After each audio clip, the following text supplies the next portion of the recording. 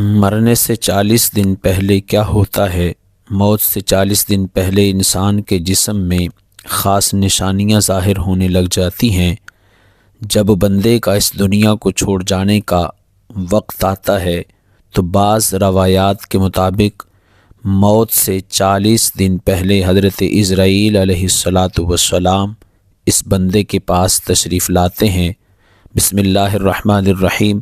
محترم ناظرین، ایک روایت کے مطابق حضرت عزرائیل علیہ السلام حضرت یعقوب علیہ السلام کے پاس تشریف لائے۔ حضرت یعقوب علیہ السلام نے پوچھا، کیا تم میری روح قبض کرنے آئے ہو یا مجھ سے ملاقات کرنے آئے ہو؟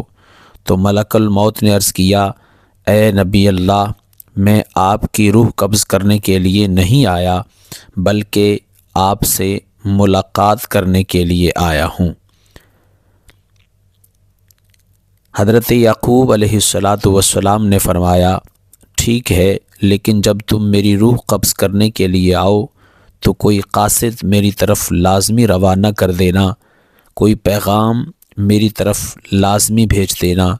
تو ملک الموت نے کہا، میں جب آپ کی روح قبض کرنے کے لیے آؤں گا تو اس سے پہلے 2 یا 3 قاصد آپ کی طرف روانہ کر دوں گا اور وہ آپ کو اطلاع کر دیں گے۔ چنانچہ ایک وقت آیا جب ملک الموت حضرت یعقوب علیہ السلام کے پاس اچانک تشریف لائے اور روح قبض کرنے کی بات کہی تو حضرت یعقوب علیہ السلام نے فرمایا کہ تم نے تو مجھ سے وعدہ کیا تھا کہ میں آپ کی روح قبض کرنے سے پہلے کوئی قاصد بھیجوں گا، کوئی پیغام دینے والا آپ کے پاس بھیجوں گا، اچانک روح قبض کرنے کے لیے نہیں آؤں گا۔ تو ملک الموت نے فرمایا، میں نے آپ کی طرف قاصد بھیجا تھا اور وہ بھی 3 قاصد بھیجے تھے۔ حضرت یعقوب علیہ السلام نے فرمایا، وہ کون سے قاصد ہیں؟ ملک الموت نے فرمایا، پہلا قاصد یہ تھا کہ جب آپ کی داڑھی اور سر کے بال جو سیاہ تھے وہ سفید ہونے لگے۔ دوسرا قاصد میرا یہ تھا کہ آپ کے جسم میں جو طاقت اور توانائی تھی وہ ختم ہونے لگ جائے گی اور آپ کے جسم میں کمزوریاں آنے لگیں گی۔ اور تیسرا قاصد میرا یہ تھا کہ آپ کی کمر جو بالکل سیدھی تھی وہ آہستہ آہستہ جھکنے لگے گی۔ تو یہ تینوں نشانیاں ملک الموت نے بتلائیں۔ ملک الموت یعنی حضرت عزرائیل علیہ السلام نے فرمایا کہ ہر مرنے والے کے پاس تقریباً میرے 3 قاصد آتے رہتے ہیں، لیکن لوگ ان کو نہیں سمجھتے، لوگ ان کو نہیں مانتے۔ اگر مرنے والا بندہ اپنی زندگی میں نیکیاں اور تقوی و پرہیزگاری اختیار کرتا رہا، پھر اس کی موت کے بعد اس کا چہرہ خوبصورتی سے چمک اٹھتا ہے، تو یہ ایسی علامت ہے جس سے اچھا تاثر لیا جا سکتا ہے اور اس بات کی امید کی جا سکتی ہے۔ مثال کے طور پر مرنے کے بعد لوگ اس کی تعریف کریں گے اور اس کے لیے دعائیں کریں گے، تو یہ اس کے لیے نیک ہونے کی نشانیاں ہیں۔ اسی طرح زندگی میں اچھے لوگوں کی صحبت بھی انسان کے نیک ہونے کی نشانی ہے۔ حسن خاتمہ کے بہت سے اسباب ہیں جن میں اللہ کی اطاعت پر استقامت، اللہ تعالیٰ کے بارے میں حسن ظن، سچائی، پرہیزگاری، توبہ، موت کو کثرت سے یاد کرنا، دنیاوی خواہشات کو کم کرنا، آخرت کی فکر کرنا اور نیکوکار لوگوں کی صحبت قابل ذکر ہے۔ ناظرین، روح جب جسم کو چھوڑنے کے لیے بالکل تیار ہو، یعنی موت سے تقریباً 24 گھنٹے پہلے، تو ہاتھ پاؤں اور ٹانگوں کی جلد پر محسوسات ختم ہو جاتے ہیں، ان کا رنگ بدلنا شروع ہو جاتا ہے اور نیلا رنگ اختیار کرنا شروع کر دیتا ہے۔ یہ واضح نشانی ہے جس میں سانس اکھڑنا شروع ہو جاتا ہے اور بے ترتیب ہونا شروع ہو جاتا ہے اور دھیرے دھیرے سانس بجھ جاتا ہے۔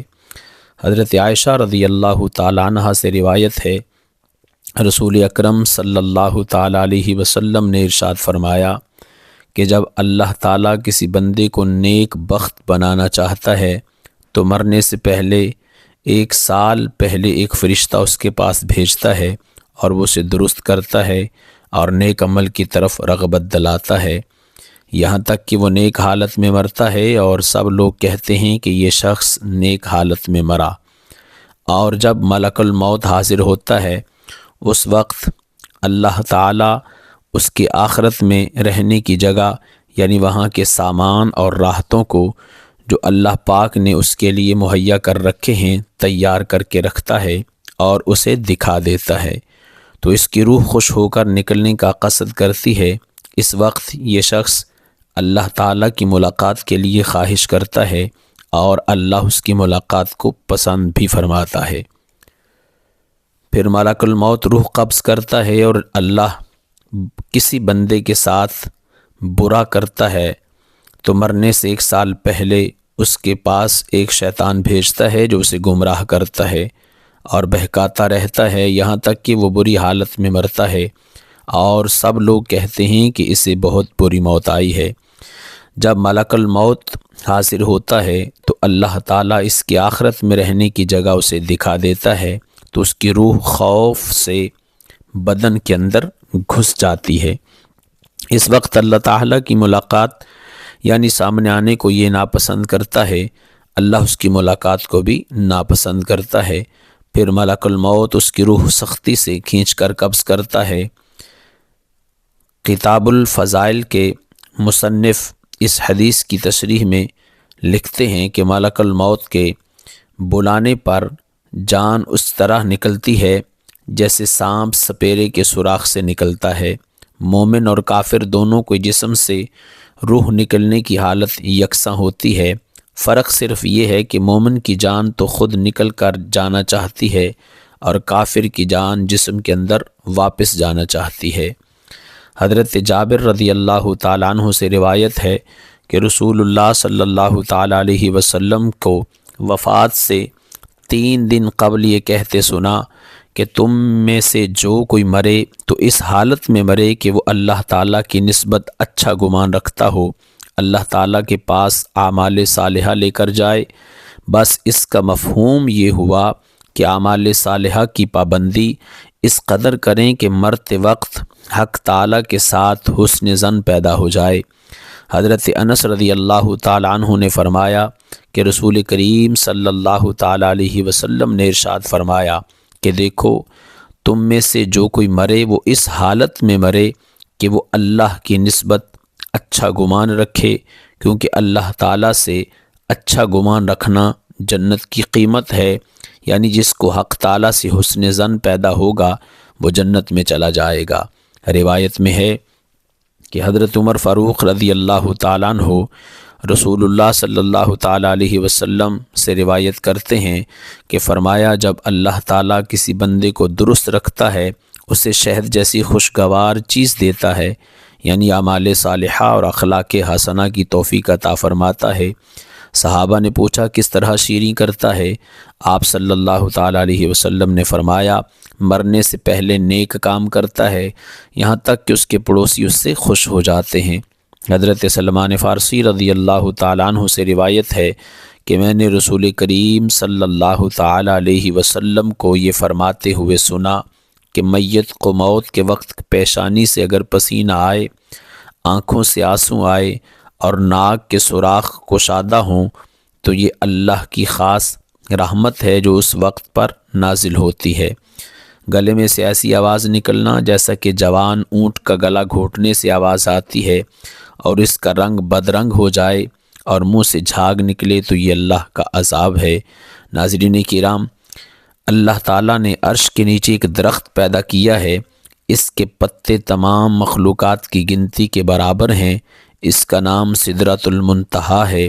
جب بندے کی زندگی کی عمر ختم ہو جاتی ہے اور 40 دن باقی رہ جاتے ہیں تو حضرت عزرائیل علیہ السلام کے سامنے اس کا ایک پتا گر جاتا ہے، اس پر اس بندے کا نام لکھا ہوتا ہے۔ اس وقت تمام فرشتے اسے مردہ کہتے ہیں، یعنی مردوں میں شامل کر لیتے ہیں، اور وہ دنیا میں 40 دن تک زندہ رہتا ہے۔ جب 40 دن پورے ہو جاتے ہیں تو ملک الموت اس کے پاس آتا ہے اور اس کے سامنے بیٹھتا ہے۔ اس وقت بندہ اپنی موت کی تکلیف میں ہوتا ہے۔ جب ملک الموت کو دیکھتا ہے تو گھبرا کر پوچھتا ہے کہ تم کون شخص ہو اور تمہارا کیا ارادہ ہے؟ وہ کہتا ہے کہ میں ملک الموت ہوں، مجھے تمہاری روح قبض کرنے کا حکم ہوا ہے۔ یہ سن کر وہ منہ پھیر لیتا ہے اور آنکھیں کترا جاتا ہے۔ ملک الموت فرماتے ہیں کہ تو نے مجھے نہیں پہچانا؟ میں وہ ہوں جس نے تیرے رشتہ دار اور تیرے ماں باپ کی روح قبض کی ہے، اور آج تیری روح قبض کروں گا۔ تو نے دنیا کا حال کیسا دیکھا؟ بندہ کہتا ہے کہ میں نے دنیا کو بے وفا اور مکار پایا۔ پھر اللہ تعالیٰ کے حکم سے دنیا اس کے پاس آئے گی اور کہے گی، اے نافرمان، تو نے اپنے رب کی کس قدر نافرمانی کی ہے، اور اس کا کس قدر تو نے گناہ کیے ہیں۔ تمہاری نصیحت کی گئی اور بہت ساری باتیں تم نے سنی، لیکن تم نے جانا کہ ہم دنیا میں ہمیشہ رہیں گے۔ یاد رکھو، میں تجھ سے اور تیرے اعمال سے بیزار ہوں۔ پھر اس کا اعمال اس کے سامنے آئے گا اور کہے گا، نافرمان، تو نے ناحق طریقے سے مجھے حاصل کیا۔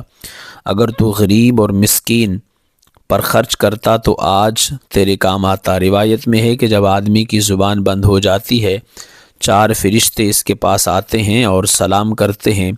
پہلا فرشتہ آتا ہے، وہ سلام کے بعد کہتا ہے کہ اے اللہ کے بندے، اللہ نے مجھے تیری روزی پر موکل کیا تھا۔ میں نے تمام زمین پر چپا چپا چھان مارا، مگر تیری روزی کا ایک لقمہ بھی کہیں نہ پایا۔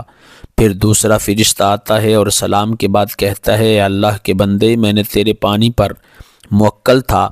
میں نے تمام زمین پر چپا چپا تلاش کیا، مگر تیرے پینے کے لیے ایک قطرہ پانی کہیں نہ پایا۔ پھر تیسرا فرشتہ آتا ہے اور سلام کے بعد کہتا ہے کہ بندے، میں اللہ کے حکم سے تیری سانس پر موکل تھا۔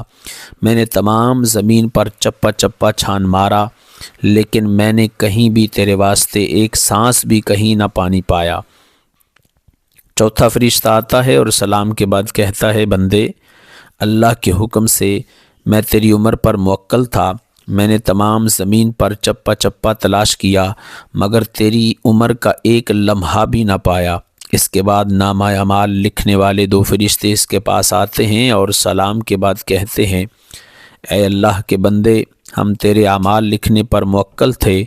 وہ نامہ اعمال اسے دکھائیں گے اور کہیں گے، دیکھ، یہ تیرا نامہ اعمال ہے۔ اس میت کی آنکھوں سے آنسو جاری ہوتے ہیں اور وہ دائیں بائیں دیکھتا ہے اور نامہ اعمال پڑھنے سے ڈرتا ہے۔ اس کے بعد ملک الموت اس کی روح قبض کرتے ہیں۔ روایت میں آتا ہے کہ ربیع بن انس رضی اللہ تعالی عنہ سے کسی نے پوچھا کہ ملک الموت تنہا ہی سب کی روح قبض کرتے ہیں یا ان کے ساتھ اور بھی فرشتے کام میں شریک ہوتے ہیں؟ تو فرمایا کہ روح قبض کرنے کا کام انہی کے حوالے ہے، لیکن اس کام میں مدد کے لیے بہت سے فرشتے ان کے ساتھ ہوتے ہیں اور ملک الموت ان سب کے سردار ہیں۔ ان کا ہر قدم دنیا کے برابر ہے۔ حضرت نبی بن انس سے پوچھا کہ مومنین کی روح کہاں رہتی ہے؟ فرمایا 7ویں آسمان کے اوپر سدرۃ المنتہا کے پاس۔ حضرت ابو ہریرہ رضی اللہ تعالیٰ عنہ سے مروی ہے، سرکار دو عالم صلی اللہ تعالیٰ علیہ وسلم نے ارشاد فرمایا، جب انسان مر جاتا ہے تو اس کے اعمال کے ثواب کا سلسلہ اس سے منقطع ہو جاتا ہے، مگر 3 چیزوں کے ثواب کا سلسلہ باقی رہتا ہے۔ نمبر 1 صدقہ جاریہ، نمبر 2 راستے میں پڑی ہوئی اینٹ جو راہگیر کو نقصان پہنچائے اسے راستے سے ہٹا دینا، نمبر 3 نیک صالح اولاد جو مرنے کے بعد ان کے لیے دعائیں کریں۔ ایسے اعمال جن کا تعلق دنیاوی زندگی سے ہوتا ہے، ان کے اثرات مرنے کے بعد دنیا میں ختم ہو جاتے ہیں۔